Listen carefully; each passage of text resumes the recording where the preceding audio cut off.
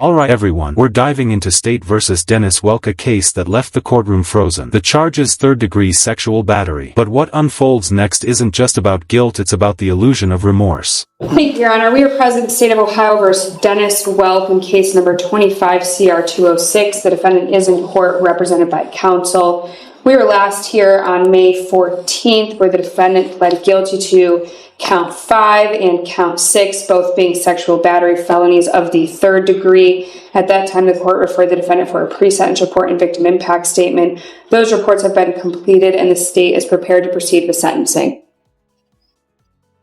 Mr. Watson. Thank you, Your Honor. May it please the court. I'm going to be brief. This was a heinous crime, Judge. This was horrible in a lot of ways, but most importantly, because this was a minor child who almost assuredly didn't fully understand what was going on with somebody. Defense attorneys start their argument by admitting the crime was heinous. You know the evidence is ironclad. But listen closely, he's already planting seeds of mitigation, trying to humanize a man convicted of preying on his own stepdaughter. When whom was entrusted to love her and to protect her. However, Your Honor, this is not indicative of who Mr. Welk is as a person. Yes, he has a record. Yes, he has been to prison. But it's mainly in the past been for drug offenses, I believe some theft offenses, nothing of this magnitude. On this day, and this is not an excuse, Judge, for his behavior, but on this day, Mr. Welk was drinking a lot, was highly intoxicated, and took advantage of his stepdaughter. Since the day I met him, he is in disbelief. 8 years. That's the joint recommendation. But here's the twist: joint recommendations aren't binding. The judge can ignore it completely. Should remorse alone reduce a predator's time behind bars? What do you think? Should the system ever show leniency? Belief that he did this. He has expressed to me his remorse and his sadness and how he hurt her, how he hurt his wife, how he hurt the rest of his family. He knows, Your Honor, that he's going to be spending a lot of time in jail coming up. I know there's discretion with the plea with how much time that equates to. This court has a lot of discretion with that. Earlier in chambers, the state and I presented to the court a joint recommendation. It's a powerful speech, but words are easy in court. Real remorse shows in actions. Viewers, do you believe him, or is this just courtroom theater before the inevitable sentence? 8 years, I'm going to respectfully ask the court to consider imposing that sentence because I believe Mr. Welk is remorseful. I believe that this is not who he is as a person, and I'm hoping when his time is up and he gets out, which, by the way, he's going to be reporting as a sex offender for the rest of his life, so he's going to be under a microscope. He's going to be monitored for the rest of his life. But I'm hoping that he'll be able to piece things together, make amends with at least part of his family. I don't know if he can ever make full amends with everybody or not. And you're going to hear from him in just a minute, Your Honor. But again, I don't think this is who he is as a person. And I'm going to respectfully ask the court to consider adopting the joint recommendation. Thank you, Your Honor. All right. You are required to register in person with the sheriff of the county in which you establish a residency within 3 days of coming into that county, or if temporarily domiciled for more than 3 days. You are also required to register in person with the sheriff of the county in which you establish a place of education immediately upon coming into that county. And there it is, the prosecutor drops the bombshell. Even behind bars, he was still manipulating his victim. That alone could convince the judge to go beyond 8 years. This moment right here changes everything. To establish a place of education in another state but maintain a residence or temporary domicile here, you are also required to register in person with the sheriff or other appropriate official in that other state immediately upon coming into that state. Failure to register, failure to verify residence at the specified times, or failure to provide notice of change and residence address or other required information as described above will result in a criminal prosecution. Mr. Watson, if you would present this to Mr. Welk for his acknowledgement and signature. All right, Mr. Welk, what do you want to tell me before I impose sentence? First and foremost, I'd like to apologize to the courts for appearing before them today. I'd like to apologize to the victim in this case. I'm not going to use alcohol or drugs as an excuse for anything. However, alcohol was a main factor in this case. But I take full responsibility for my actions because I chose to make the irresponsible decision consuming too much alcohol than I could handle, causing poor, regretful choices leading to my incarceration. I've read the police reports and feel ashamed, embarrassed, and hurt because that's not the person I am. And I wouldn't be standing here today if I would have just been more responsible. I have 4 younger children that I've let down because of being locked away from them, missing out on watching them grow, having to deal with that as a heartache alone. The only thing I can do now is work on myself while incarcerated, take advantage of all programs they offer, and become a better man and a better father, and not give up doing so. I have to make this my last time in jail, and I plan to. I'm sincerely remorseful to my victim in this case, letting her down when I was supposed to be a father figure in her life. I beat myself up over this every day. Over this, wishing I could take it all back. I just hope she can grow up in life and leave this in the past, and that it doesn't affect her future. Again, I'm sorry to everyone I caused pain to in this case.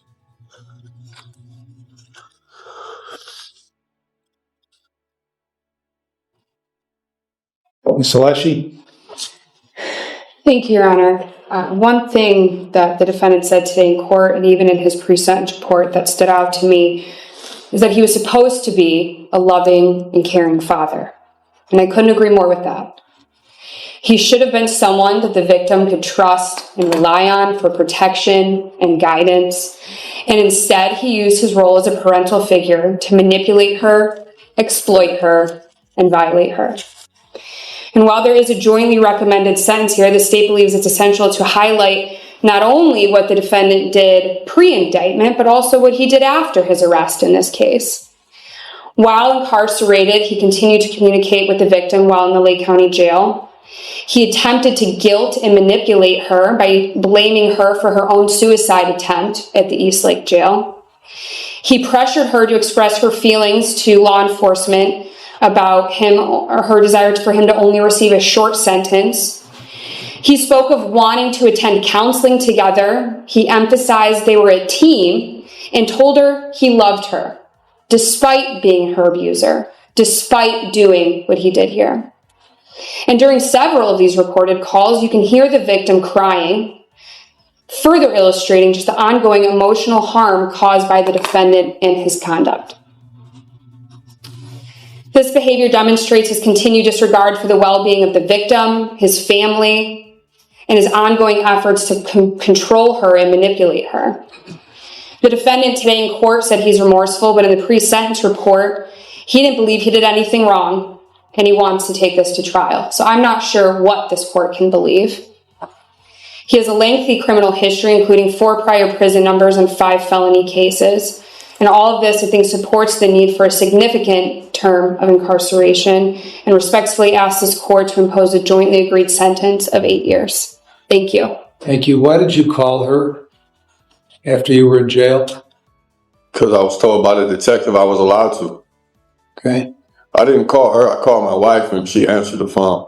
All right. And what contact did you have with her about retracting her statement or modifying her statement? It wasn't retracting. We talked about counseling, going to counseling and stuff, because that was something that they was talking about making them do, and something she said she didn't want to do. Well, trying to, whether directly contacting her or contacting her through your wife, was wholly inappropriate. And it was further evidence of you trying to take advantage of her at that young age, like you did when this happened. Now, she asked the detective if she could have contact with me when this case was all started. And then when I went to my preliminary hearing on February 11th, I asked the detective and he told me the same thing. All right. Well, you're experienced enough in the system to have the wisdom that you shouldn't have been contacting her. Okay. In talking to her, having about anything having to do with this case. So you've in your statement, you say you apologize to her, but then in the pre-sentence report, you talk about how you don't believe you did everything you're accused of doing and wanted to take this to trial. What's that all about? I don't remember exactly what I said, Your Honor, but what I was saying was I don't have recollection of what happened the night of. So I wasn't admitting to, I don't know what happened.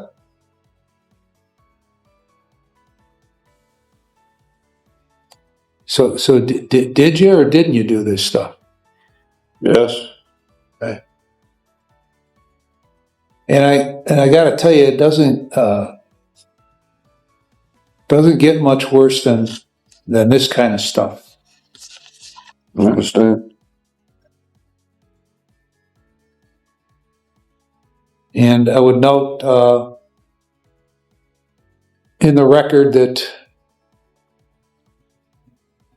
in 2009 or 2010, The hammer drops. The judge rejects leniency, stacking the sentences back to back. The room's calm for a second until it all explodes.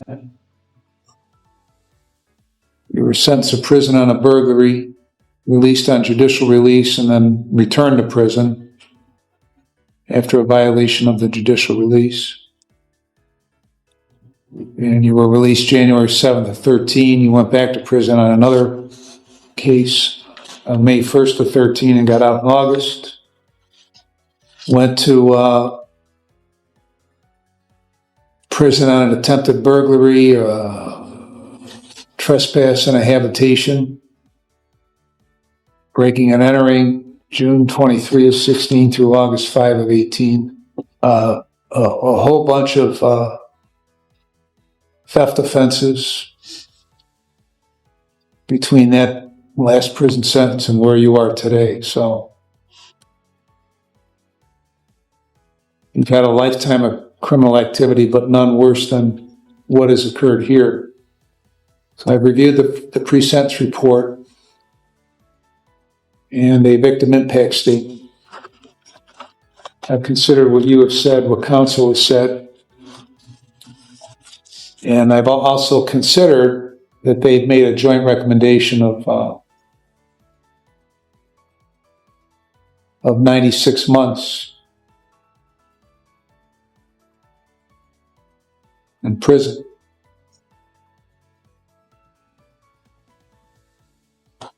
And so on count, and I've considered all the provisions in 29, 29, 11, 29, 29, 12, 13, and 14.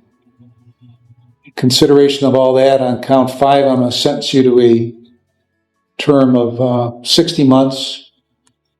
On count 6, I'm going to sentence you to a term of 60 months that will be consecutive to one another, with credit for 143 days. And consecutive sentences are necessary to protect the public from future crime by you and for appropriate punishment. All right, get out, man. Come on, man. Sit What down. the fuck you mean, man? Stay down. No, man. Get me the fuck out of here, man. Judge. Look, And- fuck took my plea back, man. Get me the fuck out of here, man. Get me out of here. Get me out of here, man. Sit down. Get me out of here, man. Almost done, Judge. Get me the fuck out of here. And they No, man. Get me out of here. Get me out of here, man. What the fuck you mean, nigga? Get me the fuck out of here. Man, get me the fuck out of here, nigga. Let me get my leg. Get me out of here, man. Just take him in the chair. Okay, we're in this chair. All right. Now, listen to the more. Put me on your visiting list for jail and for. All right, man. Stop touching me, man. I'm not doing shit, man. I'm not doing shit. I'm not doing shit. I'm not doing all this. All right, consecutive sentences are necessary to protect the public from future crime by the defendant and for appropriate punishment. And they are very proportionate to the seriousness of his conduct and the danger he poses to the public. And his history of criminal conduct demonstrates that consecutive sentences are necessary to protect the public from future crime by the defendant. Costs are assessed, the remaining charges are dismissed. Anything else, Ms. Alessi? No, Your Honor, thank you.